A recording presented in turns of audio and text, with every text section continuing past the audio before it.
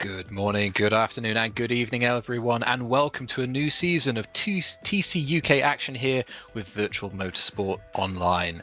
Tonight, we're coming to you from the iconic Donington Park National Circuit, a venue steeped in British motorsport heritage. First opened in the 1930s, Donington has long been a favourite for touring car fans, hosting touring car racing particularly since the 1970s, delivering countless memorable moments across its fast-flowing layout. 10 corners, elevation, direction changes, and an incredible opening run through the Craner curves, which rewards bravery and punishes hesitation. We are sure to have a showcase of fantastic touring car action here for our first round of this year's TCUK Championship. My name is Matthew Churgwin. My pleasure to have Mr. Philip Morby with me here in the commentary booth again for this year. Say hello, sir. Hello, sir. We're back. Yeah, another fantastic season is upon us. It doesn't feel like too long. We kind of put the old microphones down, but they've asked us to pick them back up again. So, yeah, here we are. Here we are. Pleasure to be here. And well, folks, let's get you up to speed, up and running with what we have ahead of us in this year's championship, and of course the event this evening. So we have a full calendar here. We're visiting all of those classic touring car circuits that we have so lucky to have here in the United Kingdom. We start with Donington Park in the national layout today. We of course visit Brands Hatch. We do that in 2 weeks' time. And then we have a nice swing between Snetterton, Alton Park and Thruxton just before our summer break. We head north of the border to Knockhill, returning then back to Donington once again to try its GP layout at the start of September.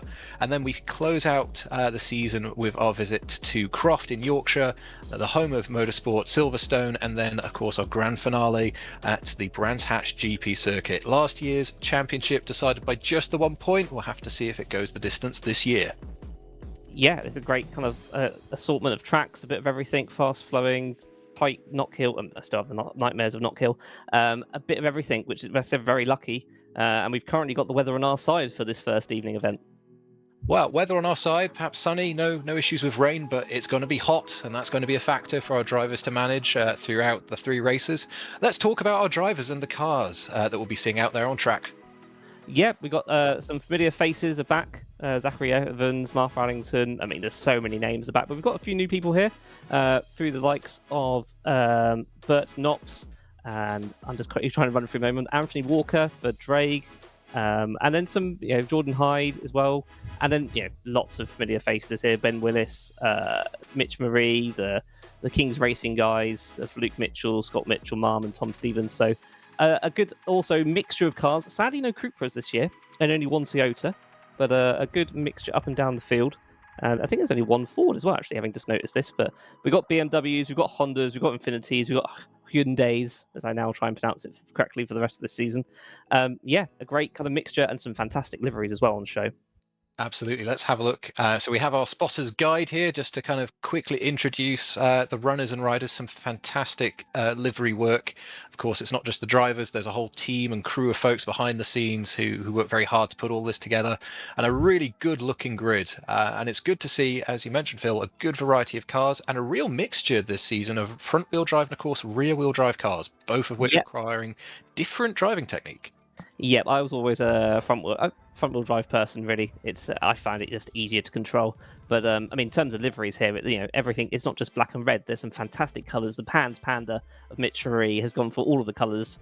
RSR, obviously, it's kind of classic style. Same with Kings, that bright yellow makes it easier as a commentator to spot. And some new liveries as well. So Craven Racing looks pretty cool. Fan of that one. David Brewster, also a rookie actually, with the Inspire Racing. Yeah, and you've also got the classics, the Drakes, and Brabham as well actually. So fantastic little liveries up and down the grid.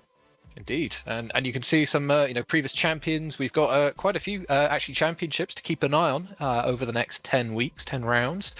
We of course have the overall drivers championship. We have a teams championship. We have the independent championship, but also the Challenger Cup for those who have not yet won a race. So lots to race for and run for. And as I mentioned a second ago, last season decided by just 1 point. Thomas O'Leary not joining us this season. So I think, Phil, the championship is wide open.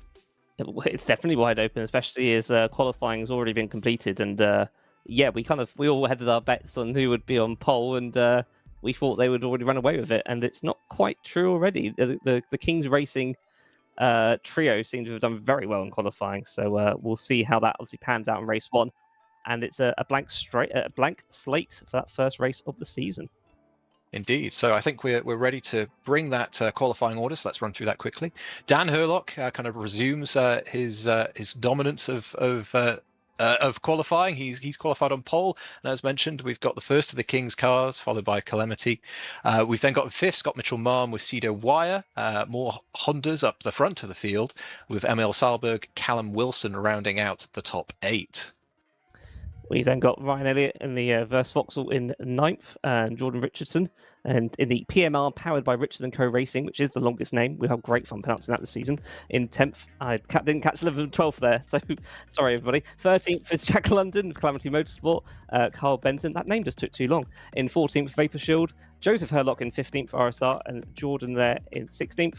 I'll keep going. Zachary Evans, I'm not saying the name, is 17th. Ben Willis, 18th. That's another long name. Craven Racing, Alan Smith, that's more like it, 19th. And Robin there in 20th, and then it's newcomer Dave Brewster in 21st, Daniel Scott 22nd, Mitch Marie, the Pans Panda, brilliant livery, 23rd, Matthew Williams there in 24th, and rounding out at the back, I think we have one more car, or are we at 24 tonight? I think we're at 24. There we go. There we go. All sorted, all run through. So great to have 24 drivers with us this evening. 10 rounds, so lots of racing to go. And as you mentioned, Phil, we kind of had a little bit of an idea of who to keep an eye out for, but the Kings Racing team straight away to the point, which is great to see. They always were a factor in last season and seasons before that. They always were mixing it in the top 10. Looks like they've definitely made a step forward. Yes, and it's worth pointing out to people that realise that obviously we have some 3-driver teams, we have some 2-driver teams, so only 2 cars count towards the constructor's points. So the highest 2 finished cars will count towards the constructor. So if you finish first, second, third, you'll get points for first and second as the constructor. The third driver will obviously get driver's points for third place, but those third points won't count towards their constructor's table. Yeah, lots to keep an eye out for with those different team compositions. It's I'd say an interesting and a nice quirk of the touring car style format. You can have 3-car teams, 2-car teams, of course your independents mixing it as well. It's you always have a chance, there's always an opportunity, so it's nice to have all of those options. If you just want to run as an independent, you can. If you want to run with a group of buddies, you can do that too. It is, yeah, it's fantastic. And set up the car, spend time setting up the car. I know there were about 7 or 8 people online last night doing last minute setup work ready for tonight. And it's probably worth at this point talking about what options they have available to them. That steering wheel, like the new push to pass boost system. Absolutely. So last year we introduced the HEMS boost system. We've taken it away. The folks in the VMO lab coats have done some work over the off season, and it's had a bit of a tweak. So drivers will have a boost available to them, about 65 extra horsepower available on the push of a button. The amount that they're able to use will vary based on their finishing position, but there are a few rules, a few gotchas. It's not just instant free power. You're allowed up to 20 seconds a lap. You have to be going a particular minimum speed, and you can't just press it and tap it again. There's delays, there's lockouts, and as you mentioned, kind of in the off camera just before we came on stream, there's an interesting little quirk that if you use you have a minimum use of 5 seconds each time that you press the button. So if you're going to use that boost, you've got to commit to it. Yeah, so last season obviously we had the kind of hybrid system, which meant you had to kind of charge it under braking. There is none of that this season. Just like British touring cars, they've reverted to a turbo boost system. So have we. Thanks to our friends at Gothenburg Internet Racing League, they've created this awesome tool that we've now kind of helped develop as well. So that, yeah, there is you push the pass, very simple, push the button, you will have boost. Your minimum usage, as Chuggy just said, there is 5 seconds. Once you have taken your finger off the boost system, it's a 2-second timeout before you can use it again. So I see a lot of drivers using it on the back straight and then onto the main straight. The amount you receive, so at this first race of the season, everyone will have the same amount of boost. They will all be able to use it for 20 seconds per lap at a minimum deployment speed of 105 kilometers an hour, which in old money is about 65 miles an hour, I think. And they have to be in third gear. And the throttle must be applied, I think, more than 30%. So they can then use that boost. You can use it to defend, use it to attack, and you won't run out of it effectively. Once we've then got the race 1 complete, we'll have race 2 positions, and that's when it gets interesting, as we've seen in British touring cars. For example, the guy that starts on pole can only activate it once they're going at 140 kilometers, not 105, so much later, and they only get it for 1 second. And then that minimum deployment speed decreases as each position goes down, and the number of seconds. So just to give a random example, 5th place has to be going at 120 kilometers an hour, and they get 9 seconds worth.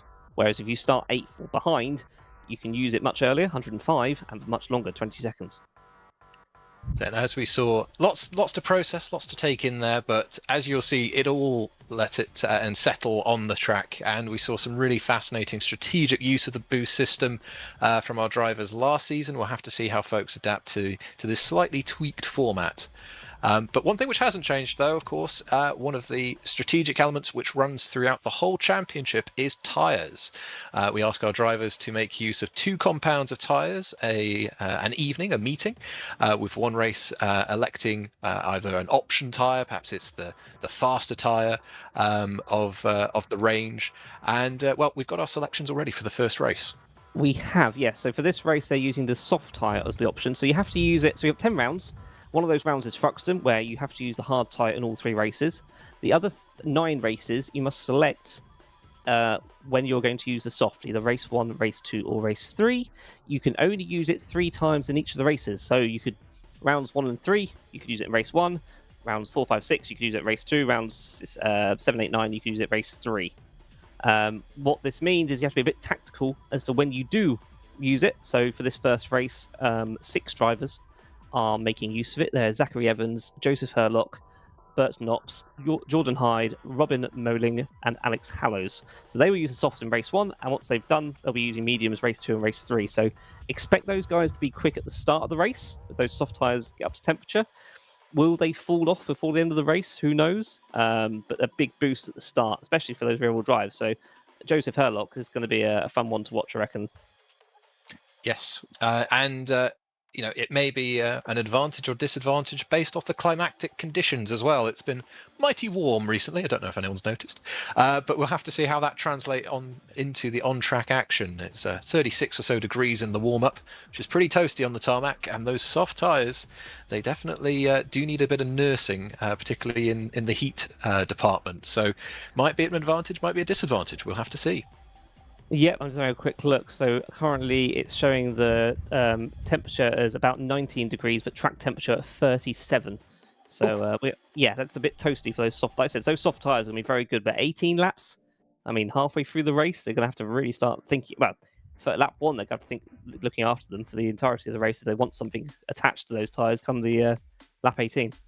Absolutely, it is a sprint race. It is a sprint format, but already the strategy will begin and play out. So, Phil, we've got I'd say the most fair, equal grid that we can have. No, as you say, boost changes or anything else. Everyone's got the same equipment at their disposal. Anyone you'd suggest our fantastic audience, who I can already see a bunch of folks in the various chats. So hello, everyone. Thank you for joining us. Anyone you'd suggest keeping an eye out for in this first race? I mean, it has to be Dan Herlock, right? You kind of carry on where he left off. I'm also, like I said, Joseph Herlock starting there in 15th, kind of middle of the pack, but with those soft tyres. I'm just trying to see who the highest soft tyre runner is. I'll get back to you very shortly on that one as they make their way on the formation lap. Indeed. So they go through Red Gate on their formation lap just to get the final lay of the land before they take their grid positions. We will quickly again run through that starting order for you. So in pole position, we have Daniel Herlock, followed by Tom Stevens. Dan Kell in the first, the Calamity Ford Focuses will be starting in 3rd, followed by Luke Mitchell. Scott Mitchell-Marm will start in 5th place, followed by Cedo Wire, ML Salberg, and Callum Wilson will round out the top 8. Rounding out our top 10, we'll have Ryan Elliott and Jordan Richardson, with Bert Knops and Alan Markin rounding out the top 12. It's then Jack London in 13th place for Calamity Motorsport, with Carl Benson in 14th. Joseph Herlock there in the 15th place for RSR, with Jordan Hyde in 16th. The PMM, I'm going to say this as many times as I can this season, PMR powered by Richardson Co Racing, Zachary Evans in the 17th. They've done the whole lap yet, nearly. Ben Willis in 18th. Alan Smith 19th, Robin Moling, hopefully pronouncing your surname correctly, apologies if not, in 20th, Dave Brewster, Inspire Racing 21st, Daniel Scott 22nd for Drake Racing, Mitch Marie for the Pans Panda, I mean that's a mouthful in itself, 23rd, and Matthew Williams Craven Racing in 24th. It's probably worth pointing out of those 24 drivers, I think it was about a 67-second lap, and top 15 were under a second. So it's going to be very close. I think 11th place, Bert Knops is the highest starting soft runner. One to watch there from 11th place. We have to see how the Brabham driver can make his way forward as this race goes on. And of course, this being VMO and TCUK, an incredibly competitive field to spectate. So as everyone takes their grid positions, we wait for those engine notes to rise and the red lights to come on. There we go. Here come the lights. And we are away and racing for Season 7 of TCUK VMO. Looks like everyone's gotten away relatively cleanly. One lagging drag right at the back, but Herlock and Stevens fighting already for the lead as they run down into the red gate on the first time of asking. Looks like we've got the majority of the top 10 coming through cleanly there as they settle out and sort themselves out as they run down the Craner Curse for the first time. Huge elevation drop. Stevens takes the lead as they approach the old hairpin. It looks like everyone mostly made it away. Daniel Scott had some issues, but they are still, everyone's pointing in the right direction, which is always great to see on the first lap of the first season. And Herlock's not going to let anyone get away too quickly. Stevens, takes that lead. And now, like I said, having 3 cars in the front, this is going to be interesting for the Kings guys if they can tactfully stop everyone else getting past and see if help out Stevens there, who's currently leading, and see how it goes. Absolutely. Always helpful to have some teammate support, but as our drivers make their way through Coppice into the back straight to round out the first lap through the Roberts chicane, let's just have a little bit of a focus here. We've got Nops, our first soft runner. He's already made a few places up to second. Good first lap for the Brabham driver, exiting the last chicane to complete his first lap. Already line astern, settling into the rhythm of the race. 1 lap down, 17 to go. Yep. 2 places made for Burt up to 9th. It's a nice little start. Obviously, as ever with these kind of events, race 2 start positions are based on race 1 finishing positions. So you want to build yourself up over kind of the course effectively of the weekend. So Burt here, like I said, a couple of places raised, great start. Kind of get comfortable and see what happens, and work your way up for races 2 and 3. So 3 races in the evening, so plenty to race for, but as Phil just alluded to, you want to make sure that you get a good first race, because an unlucky moment, a crash, a spin, you can set yourself back for the remaining 2 races, turn it into a recovery drive. But so far, everyone circulating nicely as we've got a little bit of action here over 20th and 21st place. Yeah, we should point out points go down to 15th. So again, even if you're fighting for 20th now, it could be later on you'll be fighting just on the edge of those points. So definitely worth every piece of tarmac as they go down towards the chicane. Looks like everyone's being roughly nice. The top of a fight at the back there, though. That car's going to go bouncing over the curbs, but it looks like they did survive it.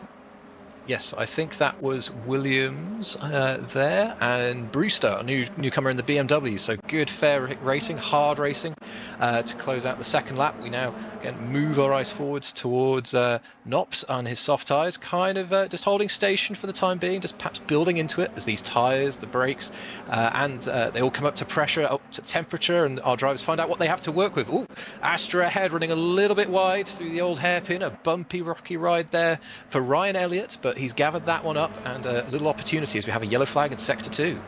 Yeah, we have Ben Willis round sadly, and he's out at the back of the grid, but we'll keep an eye on how these guys are doing. Should point out that they can't use the boost every lap, so in this one they've got 18 lap race, they can use it for 10 laps. I noticed that Cedo Wires already used it for one of his 10 laps usage, and we'll see if everyone else starts using it, will hopefully be soon. So strategic tool, you can see on the timing tower, you get the little green highlight of the little B turbo boost, so you can keep an eye on who's engaging that, and of course fastest lap tracking as well. That currently being held by our race leader Tom Stevens. 0.3 of a second gap between himself and Herlock at the moment as they complete the third lap, coming on to the fourth.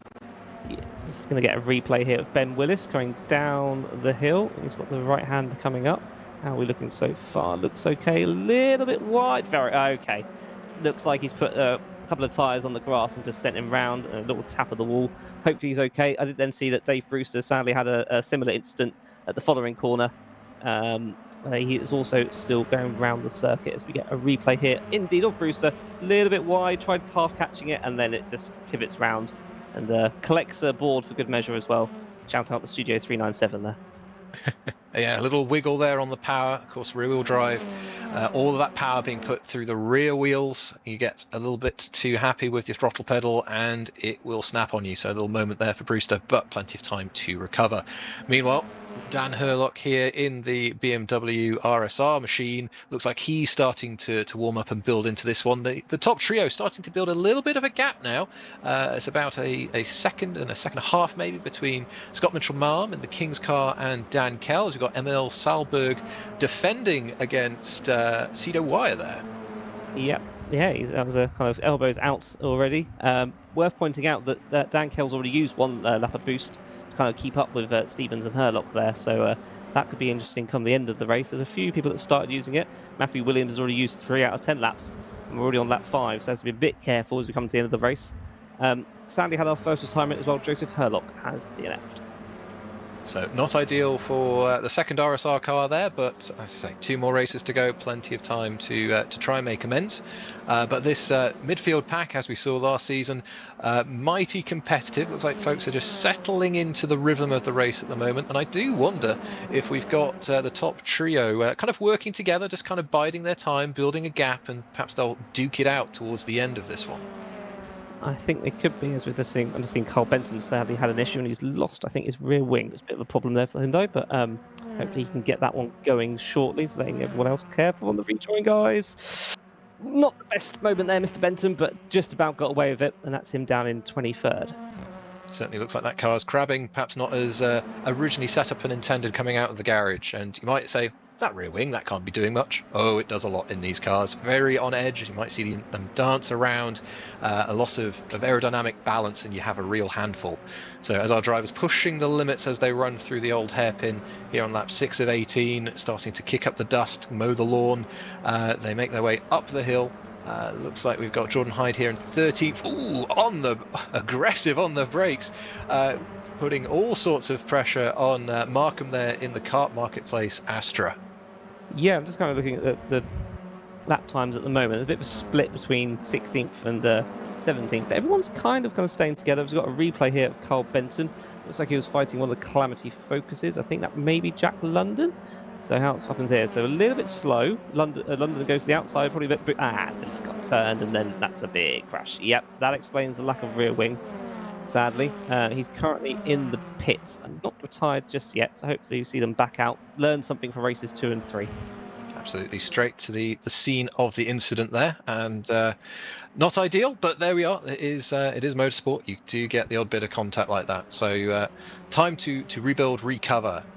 Let's see what's going on here. We've got looks like a fight over P17 and P18. We've got Matthew Williams here, and I believe that's Mitch Marie in the Pans Panda racing car, duking over 17th and 18th place. As Phil mentioned, points all the way down to 15th. So at the moment, this is for racing pride as we now jump forward. Looks like no!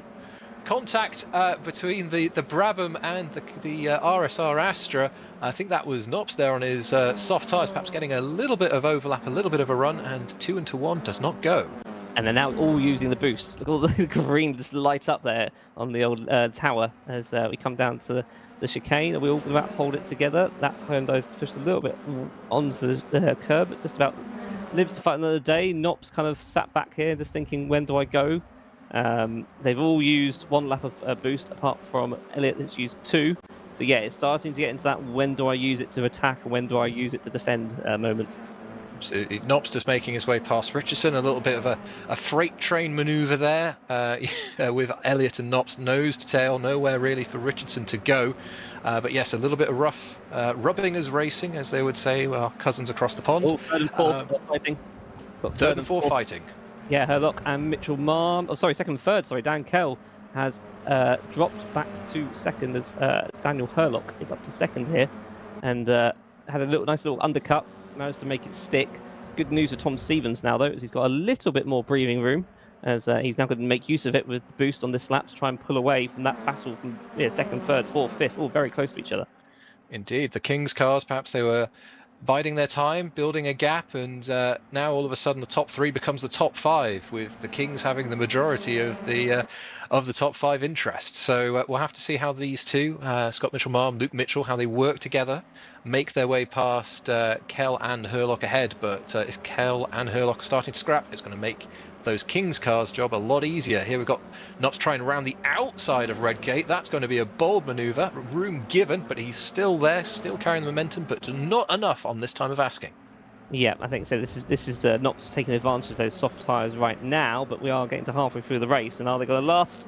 It goes a little bit sideways on the back there. Are they going to last the race? This could give an opportunity here for Richardson on the outside of the left hand of Hyundai. We'll give him the inside for the next corner. I think he's got it.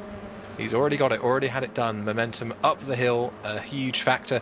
Might not seem like it, folks, but there's a huge amount of undulation from the old hairpin up to McLean's corner there. And yes, we had Richardson making full use of that outside, becoming the inside for the next corner. So Richardson through. We'll have to keep an eye on Knops here as the next 9 laps or so play out. Are his tyres starting to go? There was so much understeer, so much non-compliance from the front of his car there as he turned into that right-hander at the old hairpin. I imagine those softs are just, like I said, halfway through, lap 10 of 18, just starting to complain a little bit as we now get through this turn 1. I think he'd be happy Knops at the moment. Only made 1 place, but probably hoping for more on those soft tyres. But again, it's the first race. Everyone's got the same amount of boosts. You can imagine like the top 8 would have a limited amount of boost usually. So this time, this first race of the first season with that blank slate for everyone really kind of makes it difficult to battle, as we've got a battle here going on, he says, between, well, the 2 Kings and that of Dan Kell. Indeed, Dan Kell with the fastest lap of the race, but well and truly under attack here from Scott Mitchell-Marm. Scott, I think he got himself there, but contact as the Calamity driver tried to take his line. Side by side they come, and here comes Luke Mitchell. Like buses, the Kings drivers arrive, and Dan Kell having to position himself, and I think just allowing a little bit of racing room as the 2 Kings cars make their way through, allow that move to happen, and just focus on trying to get a good exit. So as the 3 of them run out of the chicane to complete this lap, Kings make their march forward. Very, very good. There's been much more than during the season, isn't there? Yeah, I think that Kings car was there on the inside. Luckily, front-wheel drive Focus could just power it out. What this does mean is that the gap between second and third is already up to over 3 seconds.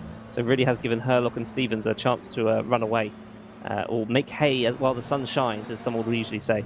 Very good, very good. Weather does occur, and it is occurring. So as the Kings cars, having dispatched Kell for the time being, set their eyes forward to try and catch the back of Herlock. We will have to see if Stevens, for example, starts to manage the pace a bit, help the Kings cars catch up, perhaps have some rearguard action, or if those 2 are just going to continue to work together, both on the boost as they get onto the back straight. That gap, 0.2 of a second between them. Scott Mitchell-Marm has 3.5 seconds to make up. It's going to be a tall order with just 7 laps to go. Yeah, I can't see Mitchell-Marm and Mitchell being able to catch up to Stevens to give him help. So I think he's on his own versus Herlock, but there's an opportunity here of double podium for the Kings Racing already, which will be a fantastic achievement for race 1 and kind of really sets their stall out for the season, as we're looking at Aaron Markham in 14th place and a bit of a sandwich with Infinity ahead and an Infinity behind. An Infinity sandwich as he goes into turn 1, going to try the outside lines, cut in on the inside. And that is a Hyundai ahead of him, Philip, not an Infinity. But fighting for those last few points and pushed onto the grass a little bit. It's an unorthodox overtaking area, but they're all worth trying once, I suppose. Indeed, Moling just behind us, keeping a watching brief on this one, just to see if there's any opportunities which may present themselves. As we see, speaking of opportunities presenting themselves, we've got Jack London in his Focus trying to engineer his way past the Hyundai there, one of the PMR Hyundais. Looks like he's been able to, get there, but unfortunately he has then made contact with the Astra, so that is one good move, not followed by another. Yeah, that Astra's gone to the Shadow Ream, I think. I'm sorry, so it was Ryan Elliott that's gone off, sadly, so that's him down the order. Is still going round, though, I believe, so has managed to recover, which is good. We're seeing more fights up and down this. It's fighting everywhere. It's hard to keep up. I mean, Stevens and Herlock, we haven't even realised that Herlock has got past. Well, there you go. So much action with a change for the lead. We'll get to that in a second. Well, let's get to that now. Herlock takes the point once again as they run down towards the old hairpin for the 13th time of asking. Stevens, though, is not giving this one up. He is getting right into that rear bumper, pushing that BMW up the hill towards McLean's. And a little bit of braking, a little bit of contact, a little bit of rubbing, these 2 duking it out. And all of this will critically be helping those 2 Kings cars just in the back of shot there gain time on this particular lap. Let's have a look at the replay. This is the replay of the Calamity Motorsport Focus. So he's to the right. One's probably moving a little bit right, one's moving a little bit left, and it's just as slight of hooks. And I mean, there's an amazing 360. Well done there, Mr. Elliott, to recover that one. Hopefully, all 4 tyres are still pointing in the same direction as we see this battle with Stevens and Herlock continue.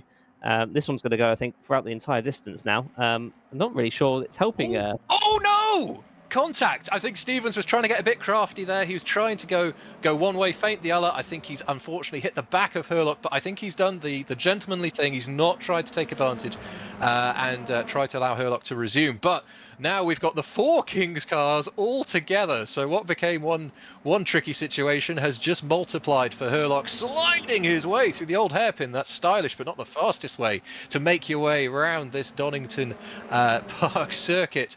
But trouble comes in threes. Here they come, the Kings. The king, the queen, and the jack. I think there's a joke there somewhere. Yeah, it's an interesting one there because I think Stevens obviously realised it was his fault and has backed off to give the place back to Herlock, which is the right thing to do. And if that does go in turn to be a penalty, it will be looked at by the stewards that he did back off, he did the right thing, gave the position back. But as you pointed out, what it does do is give everyone second, third, fourth, and fifth an opportunity to catch up, and suddenly a two-way fight for the lead has turned into about 6 or 7, I think now. Absolutely, they have all compressed in just the matter of a few moments. What was an engineered, well-built gap between our leading duo has completely evaporated with just 1 moment. So anything could happen, folks, and it usually does. This is touring car racing. So as they make their way out of Redgate for the 15th time down the hill, looks like everyone started to settle, just make a bit of a gap, settle in. Our leaders have used 8 of 10 boost laps with 3 laps to go. Keep an eye on Scott Mitchell-Marm. I think he has enough boost for each lap which remains. Yes, he does have that extra lap of boost compared to those around him.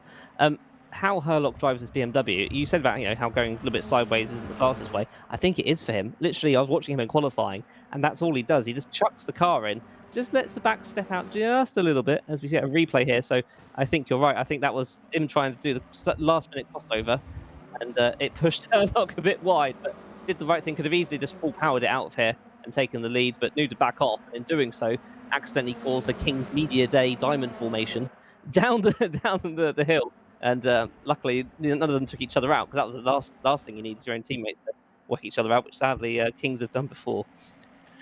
Well, absolutely, but it's all settled itself down now. You're right, a little bit of lateral slip is a good place to be, but having a drifting moment is not so much. But hey, if it works, it works. And Dan Herlock, a veteran of VMO and TCUK, he knows how to get some results out of vehicles. So let's perhaps have a look here from the onboard.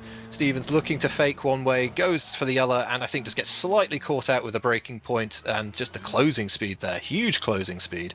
And also, it has to be said, well done to Dan for holding on there in the gravel. That is not easy. Yes, I think all that practice of going a little bit sideways through the corners definitely helped there. As we see, this is currently Daniel Scott in 20th place. We have sadly lost Carl Benson, that lost his rear wing earlier, and Ben Willis at the current DNF. So we have 21 runners and riders currently going around. Yeah, like I said, points to 15th. So what is the position 15th? It's Ryan Elliott at the moment, who's a little bit on the grass there right now. But at the front here, we see Callum Wilson, and that is the 9th place of Jack London, as they're doing a rundown to turn 1. And Jack has said, "You're not on the inside." Callum's like, "Are you sure?" I'm going to have a go for it anyway, and locking up, but I think he's just about got it. I think he has got it stopped just about. Just put your car there, take the line away, and overtake secured for the Sector 1 Esports BMW. So good move there into Redgate. Just a couple laps to go now. Good time to be trying to make those last lap passes. Speaking of passes, here comes Scott Mitchell-Marm. He's got a run on his teammate. Has he got that one complete? Not quite. So back to 30 goes, and of course loses momentum, leaving McLean's going up the hill, and what was attack immediately becomes defense. And look at that, position lost to Dan Kell in the Calamity. So attack becoming defense and retreat. You got to get those overtakes done cleanly and properly, or else you can find yourself losing multiple positions. Side by side they run into the chicane, space left. Good to see. Tricky to do that sometimes with the little change in undulation there, as they complete lap 17, and they move already onto the final lap of the race. Yep, so obviously the few people behind Herlock still have that extra lap of boost. You'll see some people start going red, means they've used up all their laps of their turbo boost, so no more for them. You see it's fighting for the last lap. Looks like everyone from 2nd down to 8th using that boost down the hill. Who's going to save it for that last corner lunge, we'll see. And yeah, that was a shame there from Scott. I think he then kind of looked like Stevens made a mistake, tried making the most of it, didn't work out, and then Luke Mitchell and Dan Kell kind of made a good shot of it, and it's worked out for them. So still going to be a double podium for King, second and third. They hold on to it, and I think Herlock's, like I said, putting his stall out early. He's already got a 2-second gap. Obviously, it may go down a little bit on this back straight as everyone uses their boost, but a good race from them. Absolutely, Dan using his boost at the right time there, built himself a gap, a comfortable gap, I think, just to round out the first race of this season. Through the chicane he comes, and the RSR BMW looking serene as it exits the Roberts chicane for the final time. Dan Herlock wins race 1 and round 1 of TCUK 2026. As we wait for everyone else to come across the line, we've got hard racing, a gaggle there crossing the line all together. I think that was 8th, 9th and 10th all coming home together there. So scrapping right down, even down to P19 and 20. We've got Matthew Williams in the Craven Hyundai chasing down one of the Drake Infinities, not able to quite get something done there this time round. Yeah, there's like a quick run to the line, not quite, and Dave Brewster is our last runner and rider. So they'll finish their first race. Okay, not in the points, but that's still, still a solid finish. Didn't gain any places, didn't lose any places. So that's fine. That's kind of work your way around and kind of build your weekend up from race 1. Indeed. So just as we now transition, we will obviously summarise the final finishing order there for our first race of the evening, but already close action drama. And I think it's fair to say boost is, I think, going to be something to keep an eye on. It was certainly a topic last season, but it does look like that boost, when used well, can be a significant factor in making a gap or getting that overtake done. Yeah, definitely. There we saw, like I said, the making use of it, and like I said, they all had the same amount of boost that time. So this time they don't, as we see the results here of Dan Herlock with his first win, and then those 2 Kings cars of Tom Stevens and Luke Mitchell. Calamity getting 4th there, and another Kings in 5th. Cedo Wire getting the first points for Brabham Motorsport, the same as his teammate as well. 11th to 8th in the soft tyres, Bert Knops.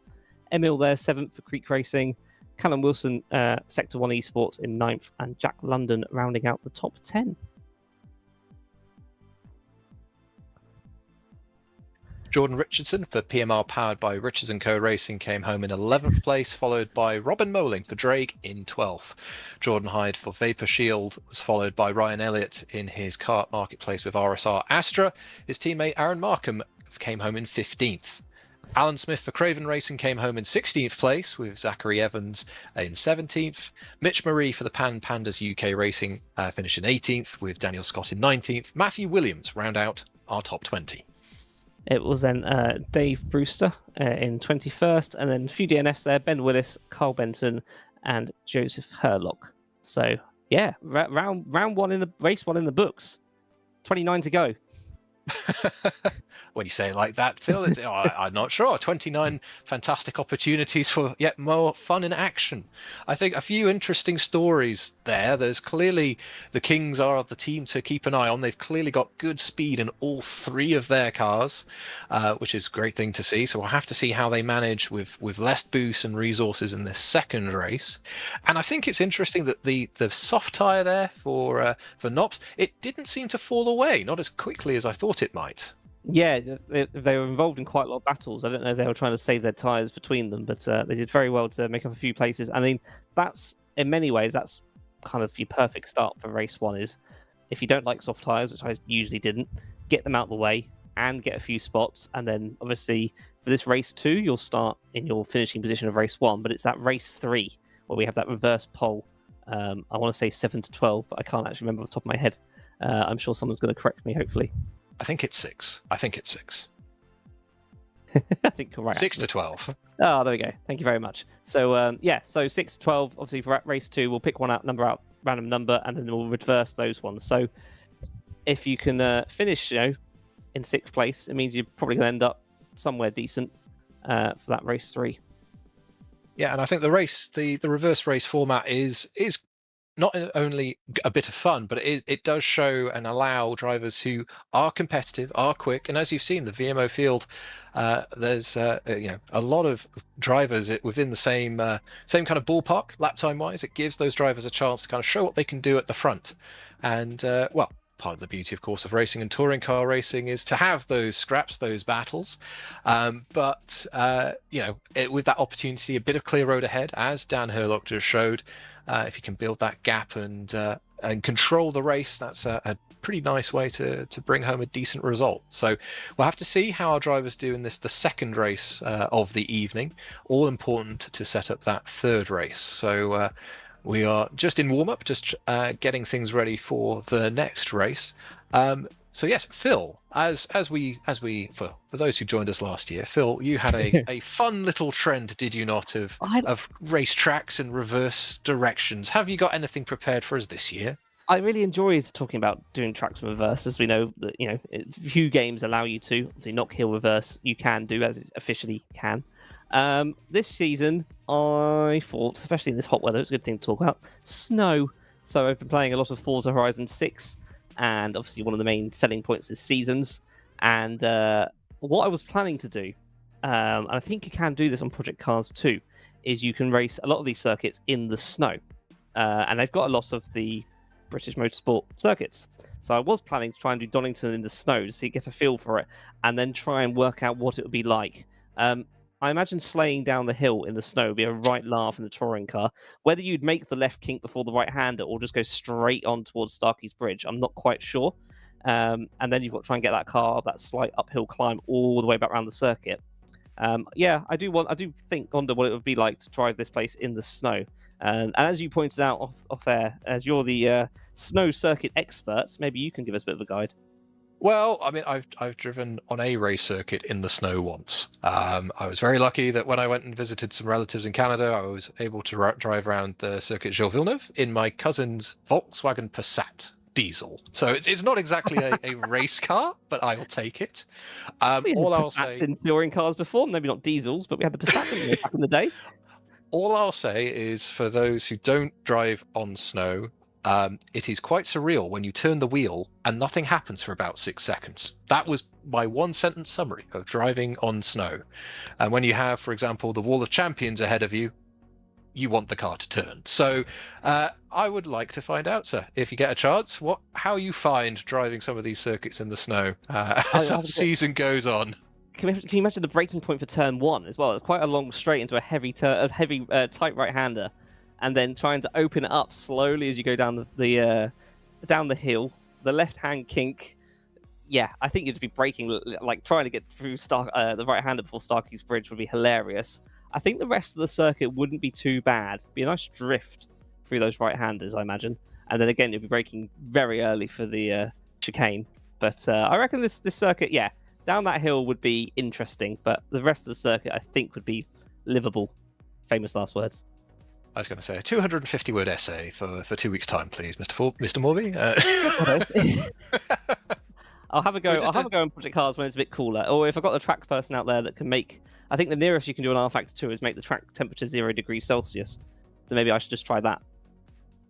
Maybe do both. Compare, contrast. See how you go. We will see. So we're just a few minutes away from our second race. Phil, given what we just saw in that one, what would you call? Go on, let's have a little bit of speculation. What do you think is going to happen? I think that whoever is the third placed King's racing car is going to win. Ooh. Because now we are with the rules and regulations about how much. So I think they finished second, third, and was it fifth or sixth? That sixth place car is going to have a lot of boost compared to two of their teammates, which, if they're clever, will just let him pass. So yeah, that's my. Yeah, they're going to have 9 seconds of boost, whereas their teammates are going to have 2 or 3. So that's going to be fun to watch. Herlock's going to be, did stay ahead of those Kings guys, but they all had the same amount of boosts. Now they've got much less. How's it going to play out? We will have to wait and see. I like the projection. I like the prediction.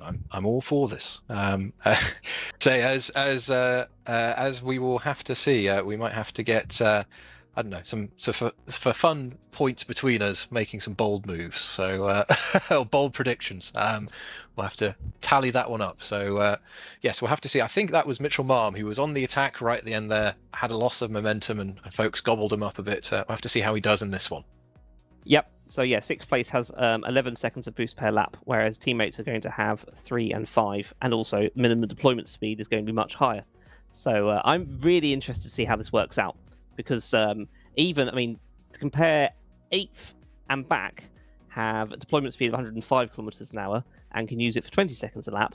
The guy in 7th can deploy at 110 kilometers an hour, so only an extra 5 kph, but they only get 15 seconds worth. So they've already lost 5 seconds to the car behind.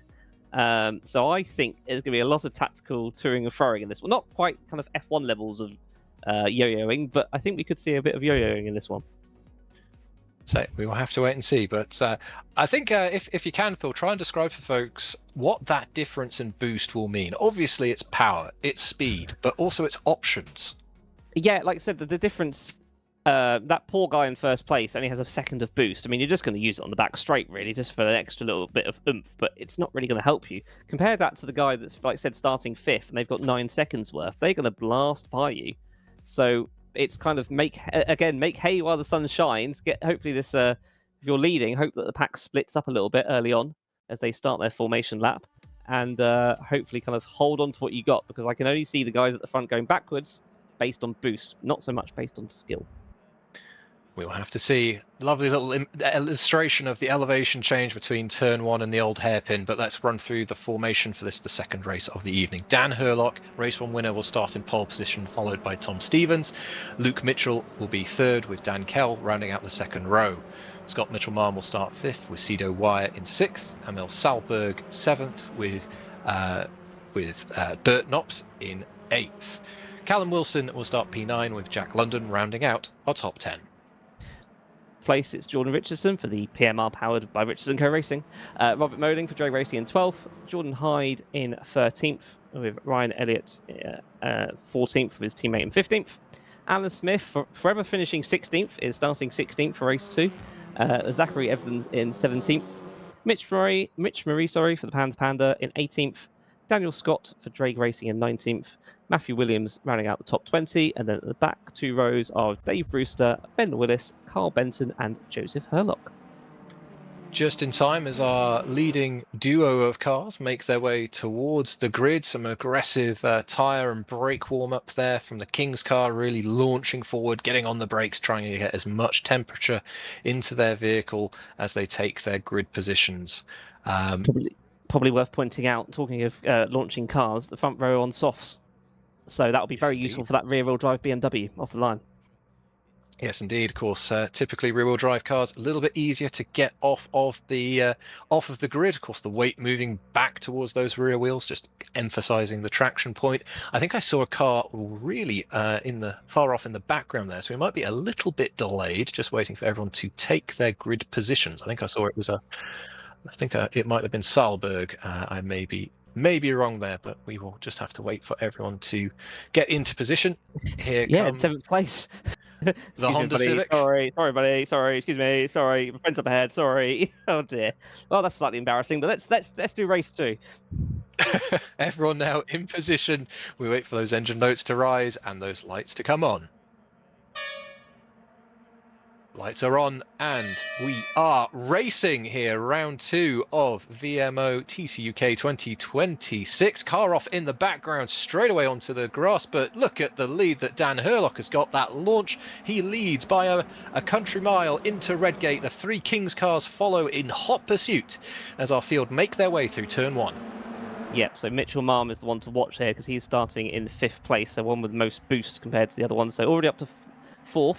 And everyone's still pointing again in the right direction. We've had no silliness through the first few corners. Hopefully we make it through this one, because it's always a fun one in itself. But so far, so good, as we see Callum Cripps kind of watching the back of the Focus there and the Brabham of a Civic. So are those two going to make it through here? Hopefully so. Yes, looks like momentum from Dan Kell there on the outside, using that kind of oval style maneuver, carrying the speed the longer distance, but able to carry that momentum and hold his position against a challenging Cedar Wire, making a move down into the old hairpin. We've got Ben Willis starting towards the back of the field, but he is in 22nd place. Circulating, looks like he's got a Astra there all over his rear wing, that being that of Markham, as they run down into the chicane for the first time of asking. Nothing doing this time round. Yeah, I was just thinking, obviously, about this boost. You've got Herlock and Stevens are kind of close to each other, and a bit of gap already to Luke Mitchell. If you're Herlock, surely the 1 second's worth of boost for one lap, you might as well just use it pretty much on this lap and just forget about it. Like, there's no use of it. You're not going to use it to defend very much. You might as well just get it out your system already, as he goes again, as ever, sideways down the hill. And Stevens is going to keep up with him and hopefully make a race of this. I think we saw in that first race these two work together in the initial phase, just trying to build the gap, work together. It didn't quite work out in the first race, a little bit of contact between these two, but we'll have to see how they both work together. Yes, Herlock with far less boost than those around him, but Stevens doesn't exactly have a lot more either. So as these two run down the back straight here for the second time of asking, Salberg and Mitchell, well, I should say Salberg really making some moves from 7th up to 4th, up 3 places so far as we complete our second lap of the race. So that's that Honda Civic clearly running well. As we have 4 of them in the top 5. Oh, a move there. Stevens couldn't tell if there's a little bit of a rub just as he pops out of the draft there of Herlock, but Stevens takes the point as they run out of Redgate. Yeah, I think that was nearly a repeat of exactly what happened in race 1, but Herlock couldn't quite cover it this time. So, yeah, takes the lead there as Emil up to 3rd now. Those soft tyres working very well on the Honda, with Honda's 1st, 3rd, 4th, and 5th at the moment. So, with Mitchell with the fastest lap. Salberg's obviously got 8 laps. Like I said, 8 laps of boost, so much more than the drivers around them, and that's why they're making picking them all off, and we'll probably use it to catch up to these front 2 guys. We need to be a little bit careful and think about whether they want to race each other so early on or try and pull away from the chasing pack. Salberg on the boost, looking to reduce that 2.5 or so deficit to Herlock ahead. Absolutely having a good run there along the back straight, thanks to that extra 65 brake horsepower that he can push button and go fast with. Let's just have a look here. Got Callum Wilson in the Sector 1 Esports BMW. He's challenging Cedar Wire, going for the outside move around Redgate. Going to be hard work to get a move done there, but always an excellent opportunity to make your foe go defensive and then perhaps get a good run down here towards the old hairpin. But in this case, Wilson trying to take the place, I think has lost a bit of momentum and is now himself at risk from Jordan Richardson just behind. Yeah, I said there's fights up and down the grid. Remember, it's 6 to 12 for that reverse grid, so you really want to get yourself at least in the top 12 to give yourself a shot. But the higher you are on the grid, the more likely you are to start in the front. Just getting a replay here of Jordan Hyde going down the hill. Looks like it's Matthew Williams in the Hyundai behind and a control in front. Looks like a little dive on the grass, a lock up. Oh, yeah, that was an interesting line from Jordan, but at the same time, that kind of committed the control. Yeah, the drag car was kind of committed to their line, so couldn't really back out of it. So that's a shame. Look, I think they are still going around. They are still going around. They are, however, sadly a lap down, so I think they had to go in for repairs. Marshall on the spot with the yellow flag straight away there, but yes, unfortunate. Trying to push, trying to commit to get that pass done into the old hairpin. You get out on the grass there, you are absolutely a passenger. Yellow flag now in Sector 3. We'll have to see if we can find out what that is, but Tom Stevens now slowly but surely building a gap from Herlock, that gap up to about 4 or 5 tenths of a second. Salberg, though, with his extra laps of boost, he's used 3 of his allocation of 8, but he is right with our leading duo, both of which who haven't used their boost just yet. We'll have to see how they handle this charging Honda Civic Type R. Now it is with them. It's a trio for the lead. Oh, I mean, it's a trio for the lead, but Emil play their cards right, could really run away with this. Using the boost early on, might as well. You know, the guys ahead have only got 1 and 2 laps worth of boost, so they've still got 5 laps worth to go. And so, yeah, play, just heed their time, as we're going to get a replay here of This is Carl Benton with one of the controls going there. Oh, that's an interesting line to take. That's going to skip over, and I'm guessing that rolled. Yep. And RF2 did its normal rolling physics. Ladies and gentlemen, R Factor 2. And I'm guessing that's them. Yep, that's them out. That's the first retirement of the race.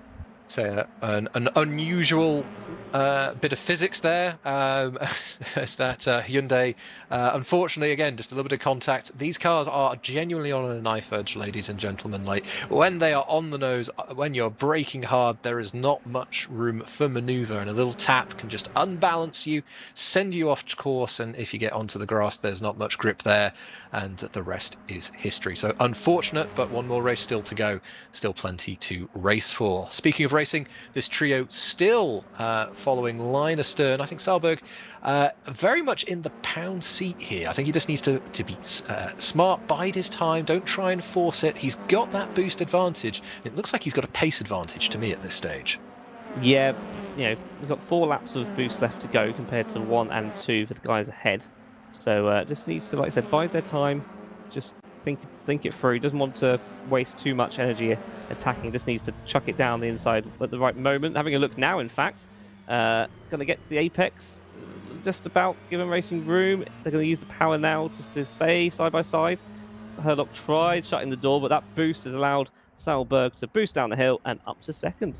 So a very literal demonstration of what that extra 65 horsepower will do for you folks. Parallel on exit, but that extra boost of power just completed that move. Salberg, of course, has yet more to use for the rest of this lap, as my goodness me, that is a Brabham committed and then some into the old hairpin. That is not quite how the track goes. Good try there from Nops, but he's going to lose a truckload of positions as those around him stay on the asphalt and carry their momentum. I think that was about P7 down to P12. Bold move, but it didn't quite pan out. I think that's the winter snow racing line. They took trialing it out for later in the season, obviously, as we've got our yellow flag in sector 2. Sadly, not quite sure what's happening there, but Bert's gone backwards, sadly. Started this race 8th down to 12th, so those soft tyres really helped in race 1 on the mediums now in race 2, as Salberg has got Herlock for company, which may give Stevens the opportunity just to run away a little bit. But Herlock's only got 1 lap of boost, and it can only use it for 1 second. So I imagine they'll probably hold position, these two, for a bit, and then near later part of the race, Salberg will use those few laps of boost to see if we can catch up to Stevens. 10 corners on this circuit, a lot to be made in momentum, keeping your average speed as high as possible, hitting your marks, and I think Salberg perhaps hips boost, perhaps just a good start and a bit of clear road. He had a lot of momentum behind him. He needs to get that rebuilt. He needs to keep his eyes forward and not in the mirror, so he can track down first place. We've got a replay here of Aaron Markham just going down the hill. So through the right-hander, into the left-hander, pick your nice little point there. Oh, little wiggle, and then onto the grass, and it isn't going to be able to brake. Oh, that's going to be a big hit. And that is a new chassis, please, I believe, there for Aaron, and that's the second retirement of this evening.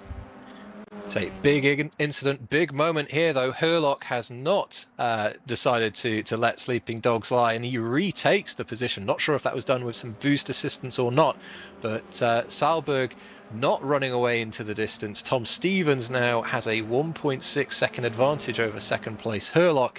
Salberg has it all to do again. Yeah, that's a shame there, but obviously, they've got a big gap now to 4th place Luke Mitchell, who has 3 laps of boost and yet to use any. Yeah, this is good news for Stevens. Let these two fight and hopefully, just like I said, run away and get a first victory for Kings be the plan. But Salberg's now got the inside of the right hand. Is there enough overlap there? I believe there will be. And then another right-hander. Is Herlock going to try and hold it all the way on the outside, or are we just going to tuck in behind? Looks like it's going to tuck in behind. Pretty hard to hang around the outside of Coppice. It's a tight right-hander. It opens up on the exit, but you have to be carrying a lot of speed to try and make that outside line work. Not this time. Will he pop out here onto the braking zone? Just make Salberg look in his mirrors? No, I think he's decided just to follow through for now. Perhaps focus on the exit and try and get a move done down into Redgate. So Salberg, such a good run out the old hairpin up the hill that time around. Looks like that was done on pure pace. Good racing between these two. It is, and during that lap, as Herlock tries the inside line, Stevens has gained 1.4 seconds on that last lap alone. So this is really good news for Stevens here as they now run down the hill. I'm guessing these two are going to yo-yo until Salberg's got those 3 laps of boost, and that last 3 laps suddenly go for it and try and take the second place that way once and for all.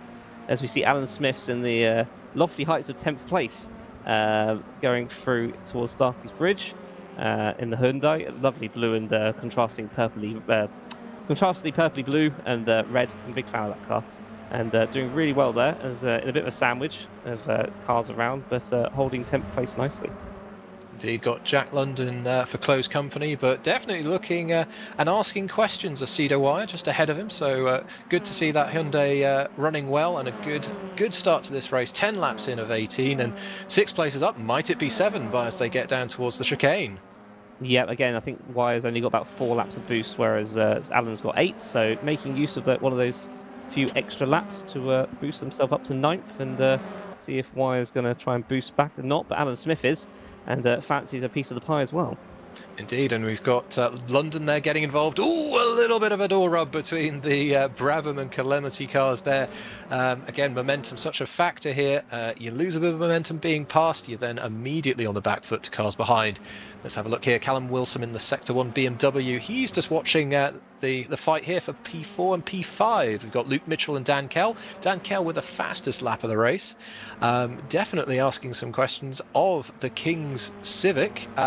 Looks like he's just getting a little opportunity there to get up the inside, but look at the outside run there that Wilson has, able to carry that momentum through McLean's, but not quite able to make a pass into Coppice. There's battles up and down the grid. I've just noted that Salberg's been dropped by Herlock by about a second between them now, so I've had to go back a little bit. Let me just recuperate those soft tyres, and then got 3 laps of boost to use later on, so kind of go again later. Battle here for 13th, well, we've got 10, 11, 12, 11, 12, 13 and 14, all very close together. The 2 Brabhams running line astern. And, oh, Barry, look at this, is all going on here. As I said, Callum was watching this battle from behind, and I think Scott Mitchell-Marr wants to join in. He's well and truly involved in it, side by side, commitment defined as they run down through the Craner curves.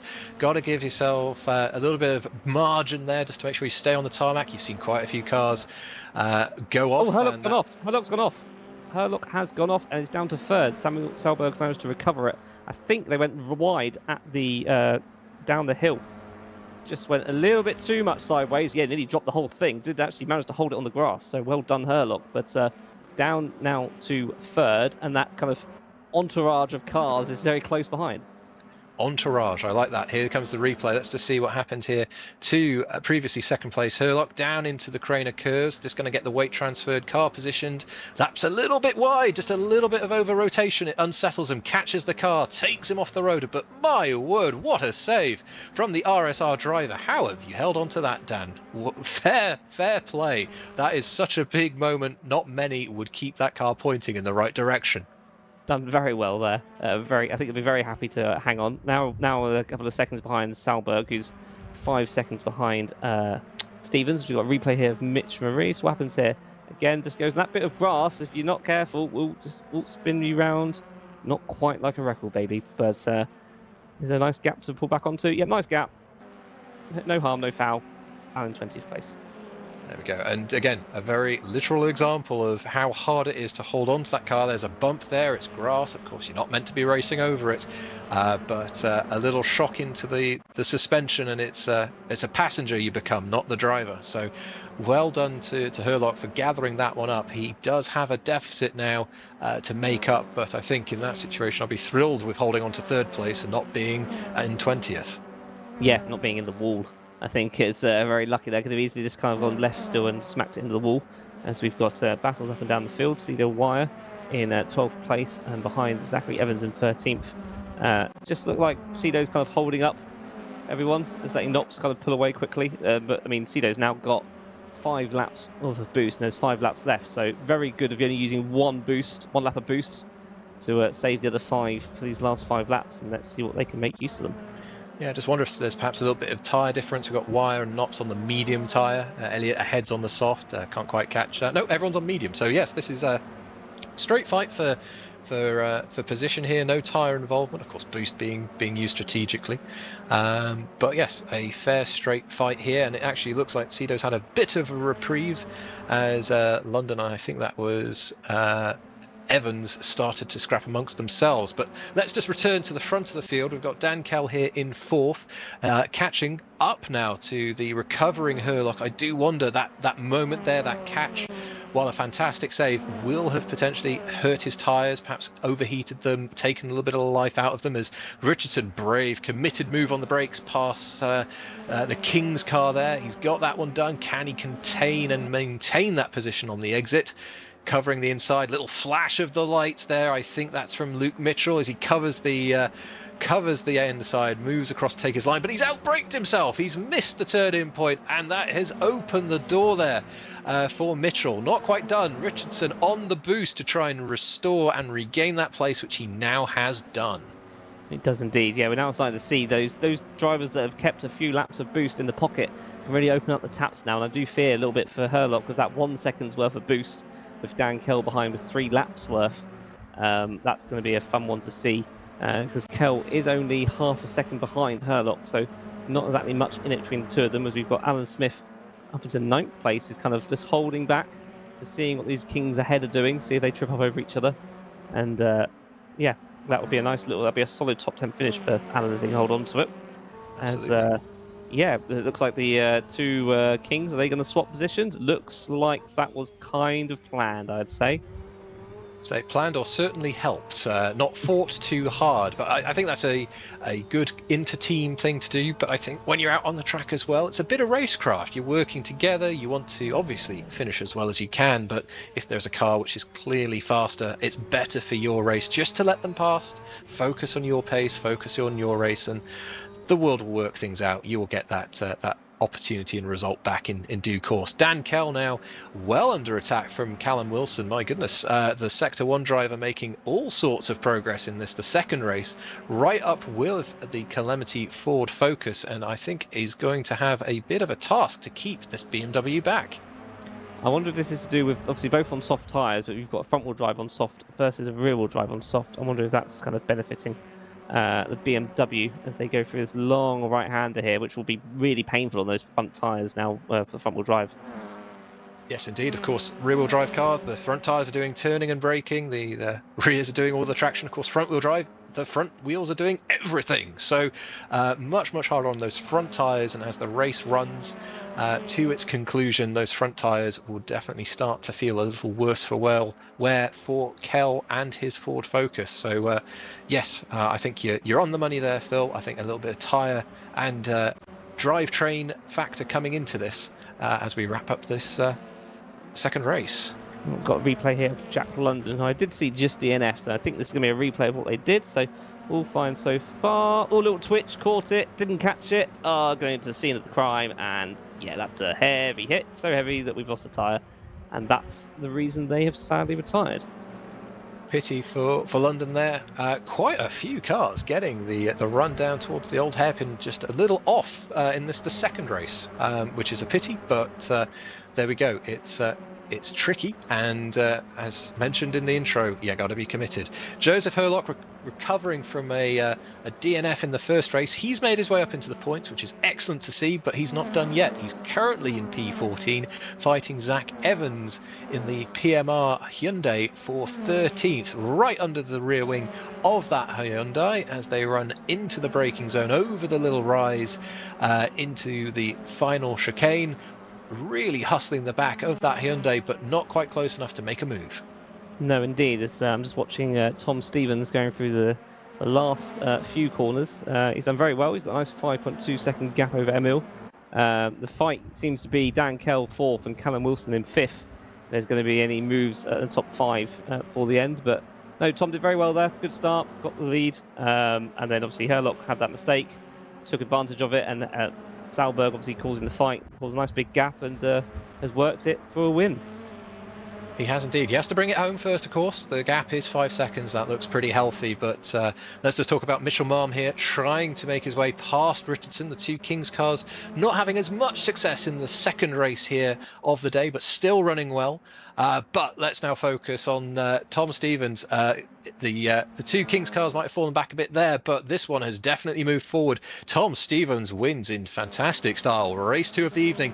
This scrap, though, is going to run right to the line. Can Mitchell Malm complete the pass, or is he going to come home in 7th place? The timing screen says Richardson by a nose comes home in 6th place. Mitchell Malm followed by Mitchell.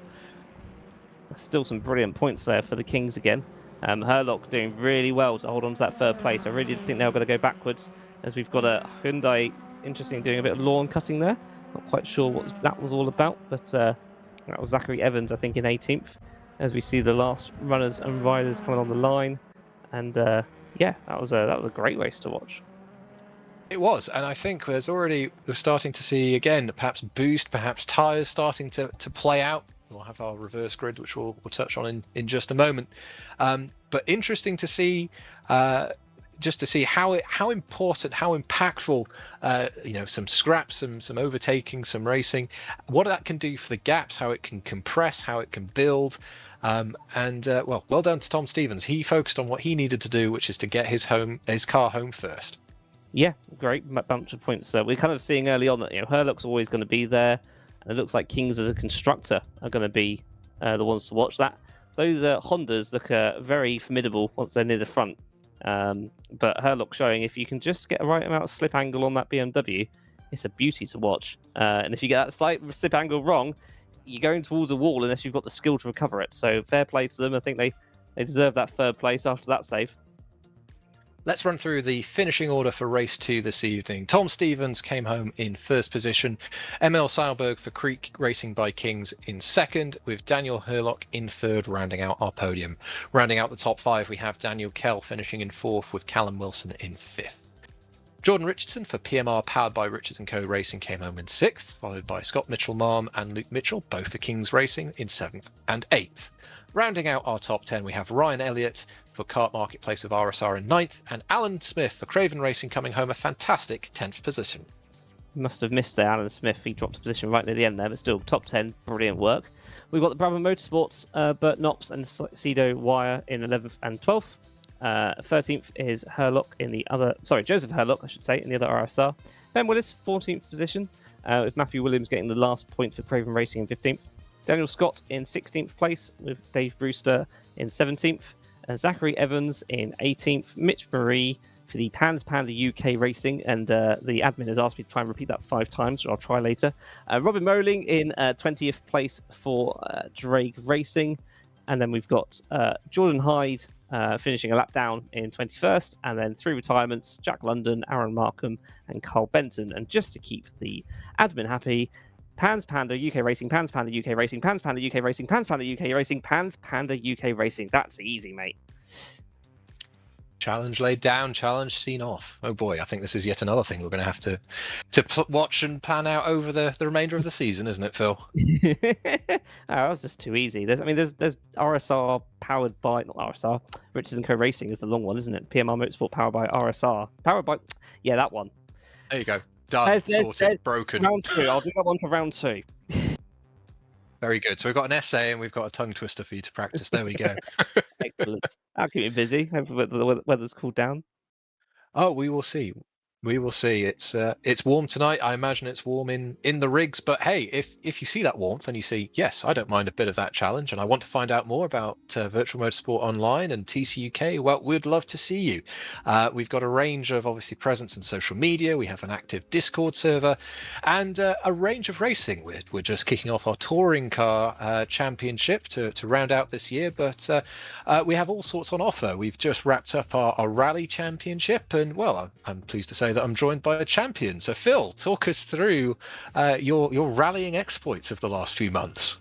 Yeah, we've been doing Richard Burns Rally. So for those that don't have it, there is a website, Rally Sim Fans. Go have a look. It's basically a bunch of modders that have kept a PS2 era game called Richard Burns Rally going. It's free to download. It's not, I'm not going to lie, it's not the easiest thing to set up, but once you've got it set up, my word, is it an amazing, realistic rally game. Hundreds of cars, literally hundreds of cars, hundreds of stages. I took part, they had 3 categories, Rally 2, Group Bs, and the Group A5. So I took a Skoda Favorit the 80s Soviet mobile, as I called it. Slowest car. It's got 113 horsepower, but it weighs 700 kilos. And it was a right laugh during Richard Burns Rally. Really enjoyed it. And yeah, somehow managed to win the championship and a few rally wins along the way. And a few world records, I should add, as well. At Rally Spain, I've actually got the fastest. Last time I checked, I was the fastest in the Group A5 car, a couple of stages in the world. Well, there you go. I was going to say, what's I'd say your rallying highlight and low light? Low light, I think, well, I can't remember which one of the rallies it was, but I literally crashed it on first stage, which is slightly embarrassing when you're trying to do 10 stages and you crash it in rally one. The highlight is probably actually, I was surprised how fun and good I was at Spain. I usually don't enjoy tarmac rallies. Obviously, I've played Dirt Rally, I've played WRC, the EA version, and obviously Clayton's games over the years, and tarmac rallies was never something I really had fun, but something about that limited amount of power and keeping the smooth, keeping the car, you sort of talk about keeping the flow, keeping the momentum. Really enjoyed it. Yeah, I'm definitely going to go back to, once the weather's cooled down a bit, definitely go back and see what other stages and other rallies I can do on RBR. And yeah, really recommend it for everyone. I think there's talk at VMO that we may try and do some like special rallies during the year. Otherwise, it'll be back. It'll be I'm sure a winter series back in the winter, obviously. Lovely stuff. So all sorts of racing to be had here at VMO. If you're interested, like I say, give us a search online, look for our Discord server. We'd love to see you and love to have you as a part of a growing and vibrant motorsport and virtual motorsport community. While we've been... Well, before we move to the next bit, probably worth pointing out, we also now have a website, vmo-simracing.co.uk. The website is now live, which has got loads of info about the league and obviously those links to the Discord and stuff. So yes, vmo-simracing.co.uk. Definitely worth chucking that in. It's a beautiful new website. Mr. Admin himself, Mr. McCready's been playing with and setting up, and we're obviously now using it for disciplinary stuff, so for putting race reports and stewarding. So and it's got the calendar and everything. So yeah, there you go. There's my little plug. Check in the post, please. There we go. Well, while we've been rabbiting on, we actually have our reverse grid draw, and the magic number pulled out of the hat was number 6. So the driver who finished in 6th place will inherit pole position. Driver in 7th would be second. Beg your pardon. Driver in 5th would be second, so on and so forth. So what that means is Jordan Richardson, our 6th place finisher, will start in pole position. He'll have Callum Wilson alongside him in that BMW on the 2nd row. Dan Kell will be starting 3rd alongside Daniel Herlock, with Salberg and Tom Stevens rounding out the top 6. So not a complete reordering of the possible reverse grid, but I think it's going to be interesting with a couple of drivers with a bit more boost. You have our race winners who won't have very much, and then everyone else with the full allocation just behind. It's going to be busy. Well, yeah, we've also, I mean, it's kind of, the stars have aligned again for King's Racing, because you're going to have 6th place Stevens is going to have 1 second's worth of boost for 1 lap, and then right behind him is his 2 teammates in 7th and 8th, so they're going to have about 10 laps worth of boost for 20 seconds. So yeah, I don't know, if you're Kings, do you try and use Mitchell Marm and Mitchell as kind of roadblocks to keep Stevens there and take 6th, 7th, 8th, or do you just kind of leave the Top Gear approach of leave Stevens by the wayside, tell him to get out of the way and push forward with Mitchell, Marm and Mitchell? I think it's very dependent on pace, where you find yourself, the start. I think, honestly, it's one of those things where once the race is up and running and things are stabilized, maybe you have that conversation. But I wouldn't, for instance, expect that they're strategizing at this point. I think we've seen that the likes of Herlock, the likes of Stevens, even without much boost, they're mighty fast. So we will have to see how they play it. But even without the boost, I think Stevens and Herlock will be ones to watch, as we are just going to have a few moments here before we start to move into our 3rd and final race of this evening from our warm-up. So we'll run through our complete starting order, and we will get going very shortly. Phil, I've given my 2 drivers to watch for our fantastic audience. Who would you suggest keeping an eye out for? I'm going to say Mitchell. I think in 8th place there. Like I said, I'm really excited to see how this reverse grid's going to work with the boost. I expected a bit more chaos, I think. I mean, Salberg did very well, all the positions they made. with all that extra boost. So I'm intrigued to see what Mitchell will do from 8th place.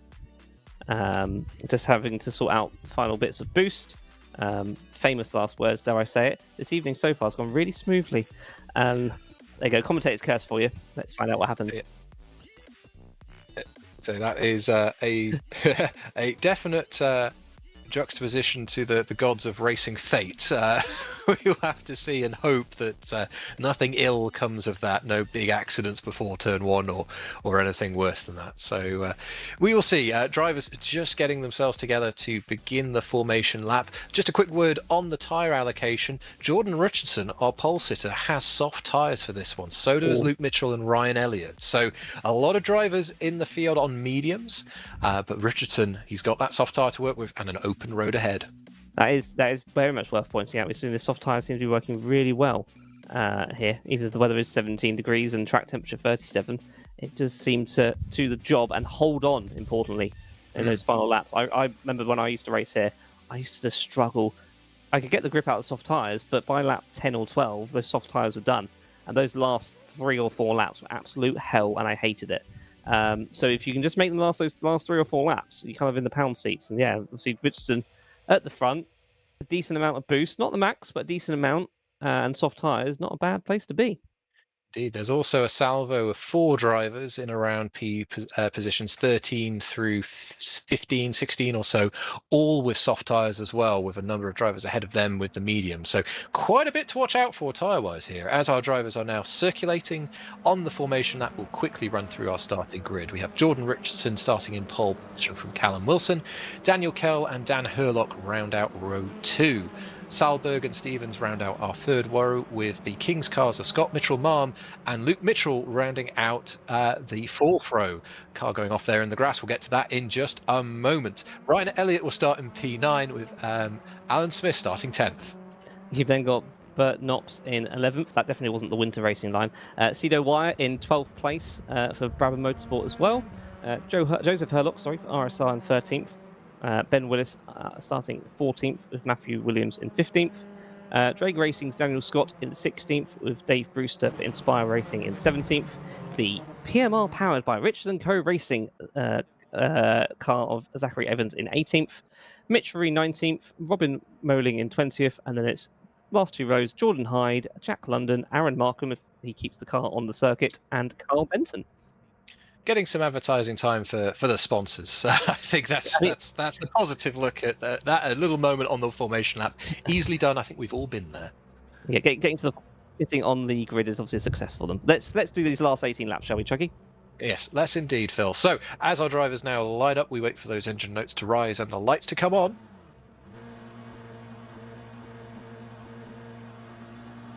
One's not in position. There we go. Here come the lights. And we are away. We've got Scott Mitchell-Marm in the picture in picture. Good start. Look at that BMW in the middle there. That's Dan Hurlock making a bold start or a bold move forward. Jordan Richardson holds his lead into turn 1 as everyone makes their way through turn 1. A little bit of contact there in the back, and I think I see a little bit of dust kicking off in the background. Race 3, it's starting a bit more frantic than race 1 and 2, but Jordan Richardson has clear road ahead. He runs and leads us into the old hairpin. Yeah, we've got a control Dre going right off. How it's managed to miss everyone, I'm not quite sure, but that was very lucky. It was the Pandas of Mitch Marie that's had the trouble at the start of the race. And apart from that, those two, everyone I think has managed to get through. So Robin Moling, the recovering drag, Infinity driver. You might have just caught in the back of shot, skittling his way through the picture. Thankfully did not collect anyone, but perhaps just getting slightly wide out onto the grass, and then a passenger, like I say, thankfully only just affecting his race and no one else's. On the brakes, we've got Luke Mitchell having to answer some questions from Emil Salberg. Matthew Williams under attack there for P16, going backwards at this stage. A frantic start to the race. Daniel Scott is somehow on top of, I think that's Jack London. So that's those two probably out. I think they are still going, but that was a very interesting crash, as Jordan Richardson's already made a 1.1 second gap as we've got a replay going down the hill. So what's happened here then? So Moling just gets... Oh, that looks very weird. Looks like, I would say, some sort of issue with maybe controls. The way Might that be the a hardware, yeah. yeah, it went straight on, didn't it? And then got It stuck. did. Oh, poor thing got stuck on the barrier. It's stuck on the advertising boarding. Managed to get away. So yeah, not quite sure what happened there, but it was a very weird crash at the last corner as we see Herlock and literally the Kings fighting for 4, 5, and 6 as that's Mitchell Mum trying the inside line and kind of elbowed out the way, and I'm guessing going to bring Mitchell with them. Robust defence there from the Kings, trying to protect their positions, but the more defence offered, the more lap time lost, and Herlock now really hustling the back of that car. Here comes Salberg. It's 3 wide, crossing the start-finish line, and we've got an Astra trying to get into the scrap as well. My goodness me, they're bumping and banging, and they're running themselves down into the Redgate right-hander, and it looks like it's all just about sorted itself out. But as I say that, a little wiggle from Daniel Herlock, hard on the power. It's getting lively in race 3. It definitely is, isn't it? You can definitely tell this one is the race 3. So we now have the Kings, Linus Stern in 3rd, 4th, and 5th. I can't remember which order it was as to what power. This is a replay of Daniel Scott and Jack London. So we go down to the hairpin here. We've got a Vauxhall on the inside. Looks fine so far. And then are we going to try and go 3 wide? Oh, I think Jack London was very unlucky there, but it ended up like that. And that's how you make BMW Fords. As we've got Herlock here right on the back of the Honda as well. No one using boost yet. Elliott's used 1 lap of the 10 in 8th place, but again, everyone's saving that boost for later on. Hyde in 16th having a go. But yeah, Herlock was very lucky there early on, wasn't it? The car was going sideways again. It seems that that BMW is fastest when it's slightly on edge, and if it's any more on edge, it's going very sideways. So you just want to be on the borderline of loss of control. That's how you know you're going as fast as you possibly can, and Herlock clearly demonstrating that and just going ever so slightly past that point of adhesion, but gathered it up, and he's still going, but a significant gap now opening up between the King's cars of Mitchell and Mitchell Marm as that lap progressed.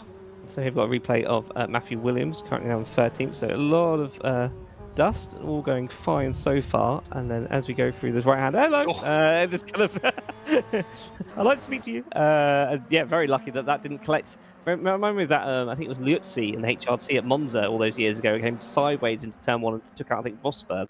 I was really expecting that as I saw it on the grass, but luckily for them, found the gap and went for it. Indeed. Yes, thankfully, no collection of cars. We've still got a healthy number of cars circulating. We do have 2 retirements, Scott and London, from that collision right at the end of the first lap. But those are our only 2 retirees so far. We've not mentioned them much, but Jordan Richardson has got a healthy 2.5-second gap as, oh no, that's Joseph Herlock off in the gravel, facing the wrong way, and I think retiring the car. We're up to 3 retirements now. Yeah, it looks like they spun on their own. Kept going right through the left-hander and just kind of got stuck and parked it. So that's them. That's the 3rd retirements. They are dropping a little bit like flies as we're on lap 5 of 18. Dave Brewster on the cusp of points in his first evening at VMO. So hopefully he'll make a few more inroads there and get a few points on the board. Be a lovely way to round out the evening. As just having a look at where the fights are. And yeah, see Richardson now with a 3.3-second lead. As we've got, oh, that's going to be contact. And luckily that Ford, again, the front-wheel drive Ford of Dan Kell must get used to just powering out in that Ford Focus. Mitchell's still going for it, and that's a little bit naughty there from Kell to push all the way onto the grass, but kind of understand the positioning there of Kell. Was like, well, hang on a minute, you've just pushed me wide here. Why are you taking advantage of how slow I am now? But still 2nd and 3rd. Say, robust, there are rules, there are lines. I will make no more comments than that.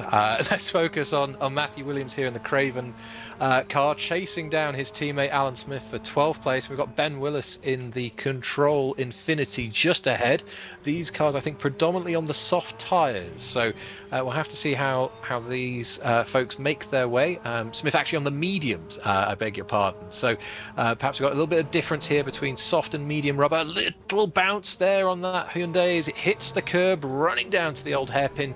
Just one little moment like that, and you can find yourself on the wrong side of control. So gathered up there by Smith on this time round as they run up towards McLean's. These corners, they come quick, they come fast, and there's elevation and there is rhythm to this place. It's such a fantastic venue to drive and race, and it's providing all sorts of action for us this evening. So Williams losing touch ever so slightly, but my word, I think he's just hit the boost button. Look at the speed, and I think, Phil, as you were speculating earlier, a bit of formation flying, some teamwork there.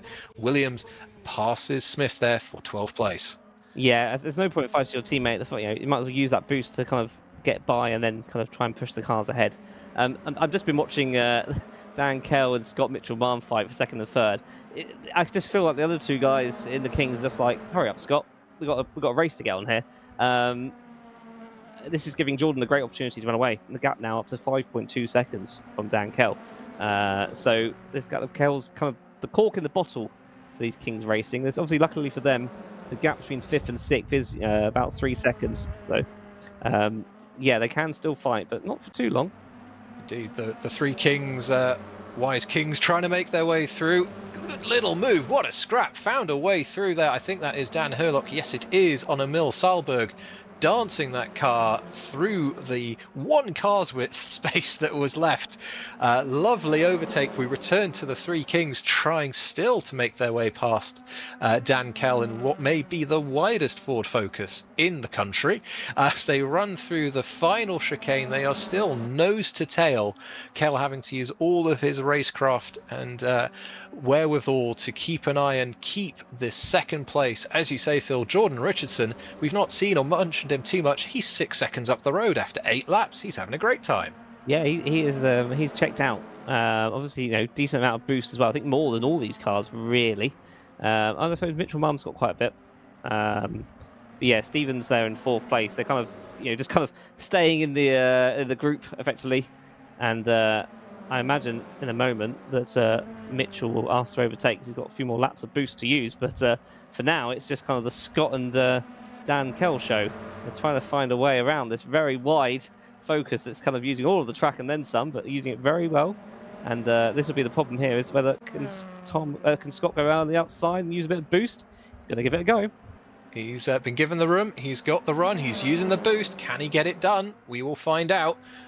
Yes, he has, and I think critically Kell able to fall back into line, get back into the usual racing line, and therefore not lose too much momentum and lose even further places. But with one Kings down, here comes player number 2, Tom Stevens, making Kell going super defensive down into Redgate. I was wondering if tactically if Scott was going to start holding up that calamity, but looks like he's checked out the head just to try and. The gap now to Jordan is 7.2 seconds. I'm wondering if he thinks, well, 9 laps, halfway through the race, I can make that up. But not helping his teammates instead. So Tom Stevens now next up, and like I said, 1 lap of boost for 1 second. So, well, there's someone in the background. I think that was Herlock going very sideways and has yet again managed to hold it. Lost a few places, but still pointing in the right direction. So just as the Kings swap round, perhaps to help manage and allow maximum time for more boost to be used to try and make some more places. Yes, indeed, Herlock has lost a few places down to 9th place.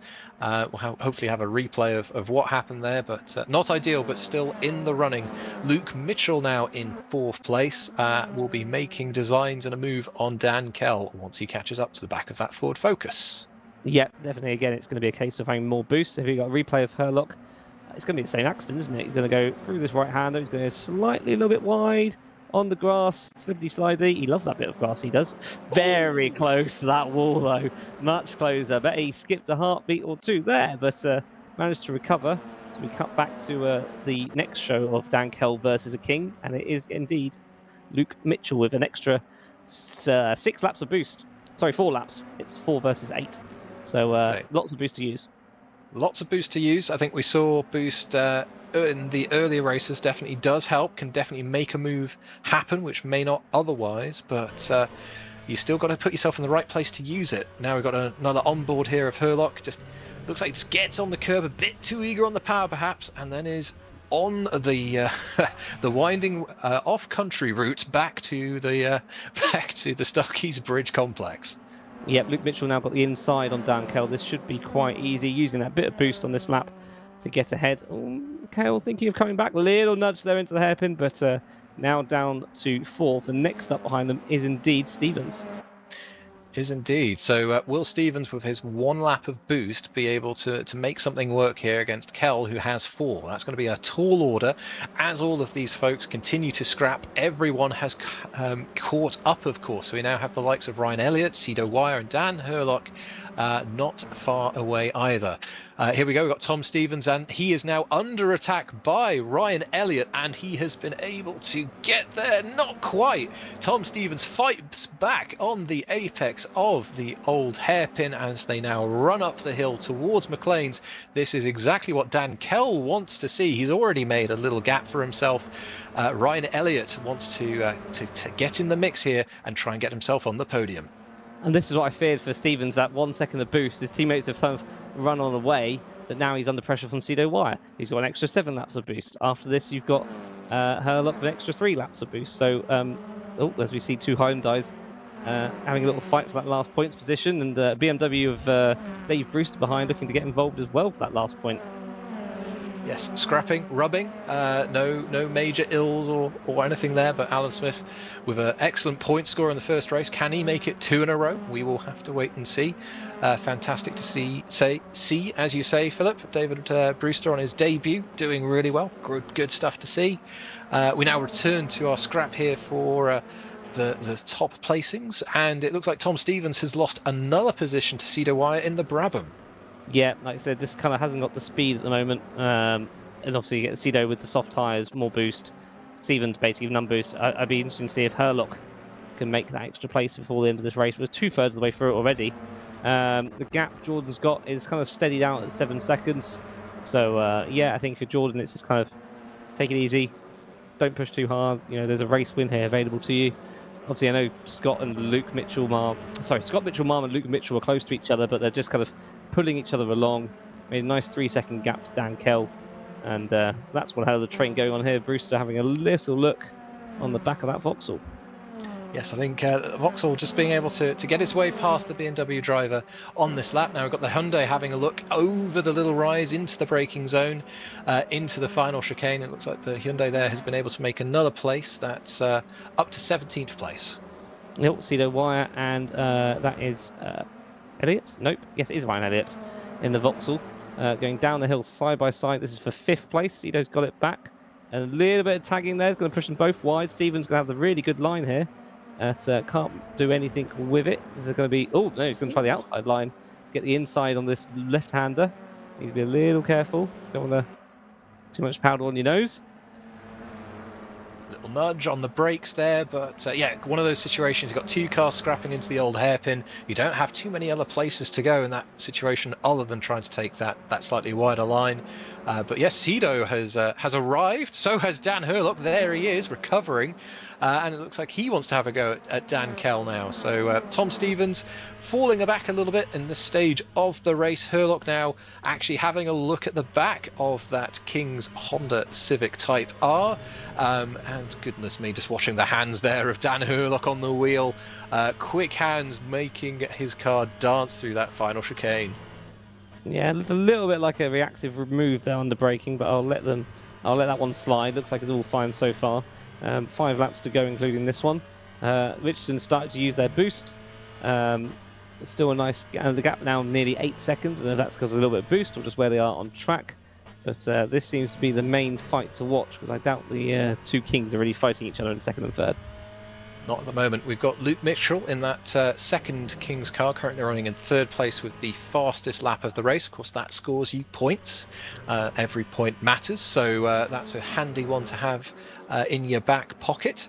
Herlock all over the back of this Honda Civic, really trying to wait for his opportunity, figure out where to go. But I think actually Ryan Elliott here is also contributing to this, just backing them up ever so slightly. Of course, different cars, different wheelbases, different strengths, different weaknesses. Everyone just trying to figure out where they can make the most of their machines. Yep, this is got this last points paying position battle. Carl Benson going down the inside of the Craven Racing. No, not enough gap there, and yeah, that's a bit of a shame really, because that's probably now not going to be any points for Benson. Yeah, that was a bit optimistic, but Yeah, that's a hard one to call at that kind of speed. We need to replay that one later. I'm not going to call it live because I'll probably get it wrong. Bit optimistic, but what a pit maneuver. It was a very quick 360 there, wasn't it? To recover. It's only lost a few spots, but sadly out of the points, and not sure we're going to be able to recover from there. So Herlock continues to study the rear wing and rear bumper of this King's Honda Civic. This Honda Civic of Tom Stevens, trying to work out how he can get past this Astra of Ryan Elliott. It looks like Cedo Wire, while all that was going on, has been able to get past Dan Kell and his Ford Focus. So Wire in the Brabham up 8 places. Great run from him. This is the 3rd race. Let's have a little replay then. So we've gone down the inside. We do have enough of the overlap, I think. And then, yeah, I don't think either car was going to particularly make the corner particularly well. So we'll kind of have to look at that one and replays later. I'm sure there'll be a protest there for stewards to look through. Yes, indeed, Cedo up to 4th place. It's got a 4-second gap to Luke Mitchell in 3rd. As this battle for the last points. Oh, that was no! That was trying to dive. I don't think that Hyundai realised that the other Craven Racing one was there. I'm going to give Jordan the benefit of the doubt. I don't think that was on purpose, but I don't think he realised the position of that other car and chopped across them, sadly. Yeah, so you don't normally see crashes on the start-finish straight, but I think the one thing we can say with both that incident and the one before, 2 cars into one do not go. I don't think you can argue that. So 2 cars which are going, though, are these 2 Kings cars. Mitchell Marm, our current leading of this duo, has the fastest lap. Replay. Let's have a look then. So we've got Alan Smith of the Craven Racing. So he's got, I'm going to guess it's going to be boost here. So it's boosted.